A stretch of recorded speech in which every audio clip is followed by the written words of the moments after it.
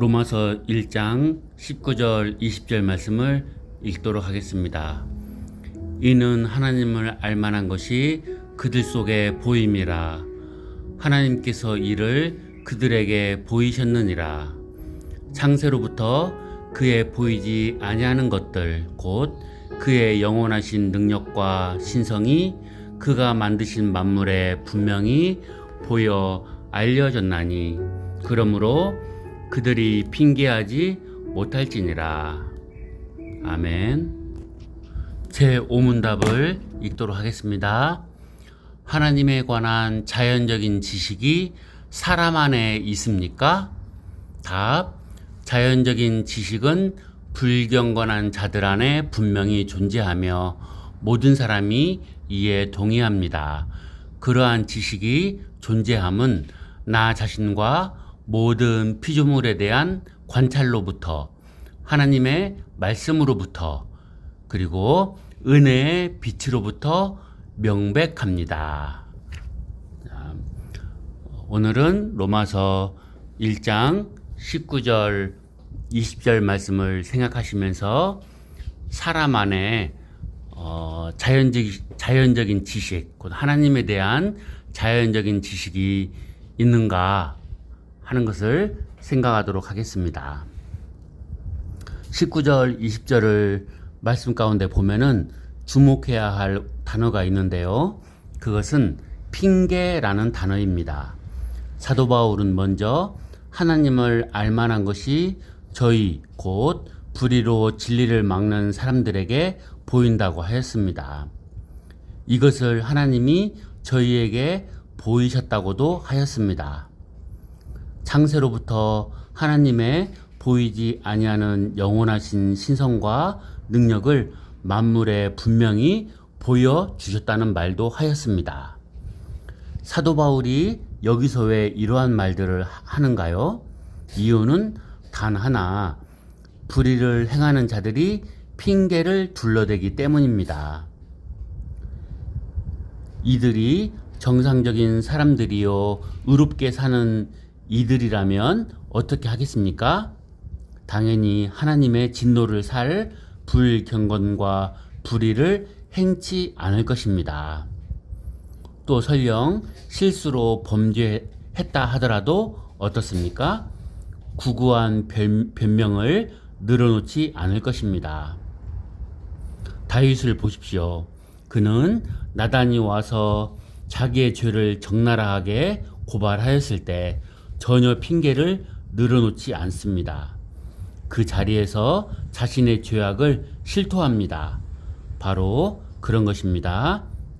하지만 성경이 증거하는 바 이미 범죄하고 성품마저 그릇된 사람들을 보십시오. 결코 그들은 자기의 죄악함을 순순히 실토하고 넘어가는 법이 없습니다. 아담 같은 경우는 하나님이 주신 하와에게 모든 책임을 전가했습니다. 아론은 이스라엘 백성들에게 책임을 돌렸습니다. 사울은 문제가 생길 때마다 핑곗거리를 여기저기서 잘도 찾았습니다. 천국잔치에 초대받고도 응하지 않은 사람들 역시 다 나름대로 핑계와 구실이 있었습니다. 이렇게 핑계는 그 사람이 죄를 범하고 타락해 있을 때 반드시 특징적 언어로 나타납니다. 아니, 이미 타락할 대로 타락한 인간들에게 그것은 보편적인 것이 되었습니다. 어떤 분은 핑계는 인간의 생리다 라고 하였다고 합니다. 타락한 인간의 특징적 언어가 보편화되어 버렸다는 것입니다. 이 사회에서 범죄를 저지르고 빠져나가기 위해 둘러대는 핑계와 구실들을 보십시오. 참으로 기가 막힙니다. 그래서 실제 얼마나 많은 죄인들이 법망을 교묘히 빠져나가 법을 비웃고 사법당국을 조롱하고 국민을 우롱합니까? 하지만 본문을 보십시오. 사도 바울의 결론은 무엇입니까? 핑계와 구실로 사람들을 속일 수 있을지 모르지만 우리 하나님 앞에서는 그럴 수 없다는 것입니다. 하나님께서는 미리미리 보여주시고 알게 하시고 계시하셔서 어떤 핑계도 되지 못하게 하여 하나님의 진노를 피해갈 수 없게 하신다는 것입니다. 이것이 중요한 사실입니다. 정말로 두렵지 않습니까? 하나님의 진노는 어김이 없습니다. 오차가 없습니다. 정확하게 사람들의 불경건과 불의를 색출해내어 엄중하게 진노를 내리십니다. 그러므로 이제 어떻게 해야 하겠습니까? 전혀 쓸모없는 핑계와 구실이나 찾겠습니까? 아니면 핑계하지 않도록 우리의 불경건과 불의를 미리 고치시겠습니까? 이렇게 핑계할 수 없는 인간임을 절감하기에 우리 예수님을 구주로 인정하고 예수님만을 붙잡고 사는 신실한 성도가 되시겠습니까? 자, 20절 끝부분을 보면 사도 바울은 그러므로 저희가 핑계치 못할지니라 라고 하였습니다. 무엇을 핑계하지 못한다는 말입니까? 불경건한 자에 대한 하나님의 진노와 관련하여 핑계치 못한다는 것입니다. 다시 말해서 불경건한 자들이 그들의 불신앙으로 하나님의 진노를 당하게 될 때 하나님이 계신 줄 몰랐다고 변명한다고 해서 그것이 하나님 앞에서 통하지 않을 것이라는 말씀입니다. 바울은 그 이유를 19절과 20절에서 두 가지로 제시하고 있습니다. 먼저 19절에서 하나님은 불신앙이니 불신자가 하나님의 진노 앞에서 핑계할 수 없는 첫 번째 이유로 하나님께서 하나님을 알만한 것을 저희 속에 보이셨기 때문이라고 증거하고 있습니다. 저희 속이라는 말은 모든 인류 안에, 모든 사람 안에 하나님을 알아볼 수 있을 만한 양심과 이성적인 능력이 주어져 있다는 것을 말합니다. 그러니까 하나님의 형상으로 지음받았기 때문에 어떤 절대자, 하나님, 참된 신을 향한 어떤 그 경외심과 간구함을 가지는 그런 존재로 사람이 지었다는 것을 말합니다. 그렇기 때문에 핑계할 수 없다는 것입니다. 하나님께서는 사람을 창조하실 때 그들 속에 하나님을 사모하며 알아볼 수 있는 본성을 주셨다는 것입니다. 창세기 1장 26절을 보면 하나님이 가라사대 우리의 형상을 따라 우리의 모양대로 우리가 사람을 만들고 라고 기록하고 있습니다. 인간은 하나님의 형상대로 창조되었습니다. 때문에 인간은 하나님의 계심과 그분의 어떠하심을 알 수 있는 것입니다. 사람들은 자기 혈육을 처음 만날지라도 직감적으로 알아봅니다.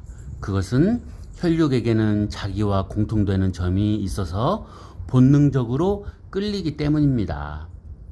마찬가지로 하나님의 형상으로 창조된 인간도 하나님을 알 수 있는 것입니다. 다음으로 20절에서 바울은 불신앙인이 하나님의 진노 앞에서 핑계하지 못하는 두 번째 이유를 하나님께서 창세로부터 그에 보이지 않는 것들, 곧 그의 영원하신 능력과 신성이 그 만드신 만물에 분명히 보여 알게 하셨기 때문이라고 합니다. 그러니까 하나님의 창조와 섭리의 일들을 통해서 하나님을 알 수 있게 하셨다는 것입니다. 사람들은 다 능력과 개성이 다릅니다. 그래서 누군가 무엇을 만들게 되면 거기에는 그 사람의 능력과 개성이 나타나게 되어 있습니다.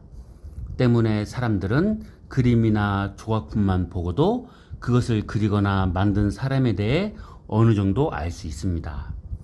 오늘날 그림이나 서예 등을 감정하는 전문가들이 고대의 작품을 보고 그것이 누구 작품인지 아는 것도 바로 그러한 까닭입니다. 이와 마찬가지로 하나님이 만드신 자연 만물에도 하나님의 능력이나 신성이 내재되어 있는 것입니다. 그리하여 사람들이 정말 열린 마음으로 자연만 관찰한다 해도 하나님에 대해 알 수 있는 것입니다. 그래서 어떤 분은 한 알의 모래를 보고 우주를 생각하고 한 송이의 꽃을 보고 천국을 생각하노라 하고 노래하였습니다. 정녕 자연 만물은 하나님의 어떠하심에 대해 잘 증거해주고 있는 것입니다. 이렇게 사람은 누구나 하나님을 알 수 있게 되어 있습니다. 그럼에도 사람들은 그러한 하나님을 알면서도 타락하여 완악해진 마음으로 하나님으로 영화롭게도 아니하고 감사치도 아니하는 것입니다.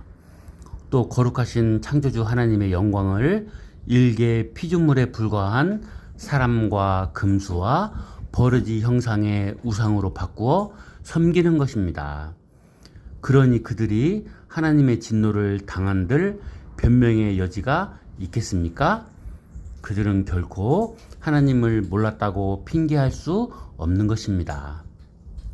물론 인간들이 하나님 대신 피조물을 더 숭배하게 된 것은 타락으로 말미암아 사탄에게 사로잡힌 바 되어 그 생각이 허망하여지고 마음이 어두워진 데에 그 원인이 있습니다.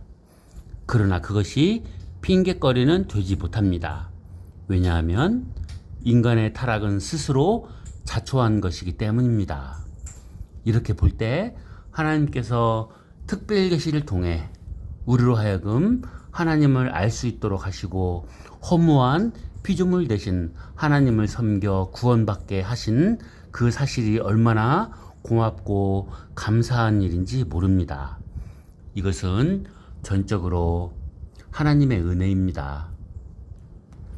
타락하여 허망하여진 우리가 하나님을 알고 하나님의 진노에서 벗어나 구원을 받게 된 것은 오로지 하나님의 특별하신 은혜 때문입니다. 우리는 이러한 각별한 하나님의 사랑에 감사하며 더욱 믿음 생활에 정진해 가야 할 것입니다. 감사합니다.